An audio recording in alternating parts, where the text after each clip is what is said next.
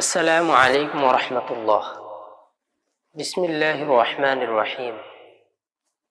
ভুল করে ফেললে ক্ষমা চাওয়ার দোয়া। আমরা বিভিন্ন সময় বিভিন্ন কারণে সগীরা কবিরা এবং শিরক বেদাত এবং প্রকাশ্যে গোপনে অনেক গুনাহ করে ফেলি। এই গুনাহ থেকে ক্ষমা চাওয়ার জন্য এই দোয়াটি বেশি বেশি পড়া।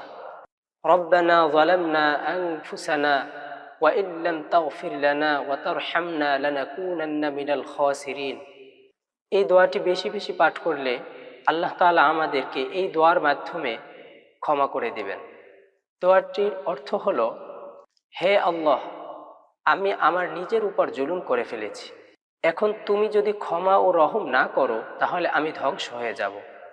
এই দোয়াটি বেশি বেশি করলে আল্লাহ তাআলা আমাদেরকে মাফ করে দিবেন এবং কবরে আসান করে দিবেন।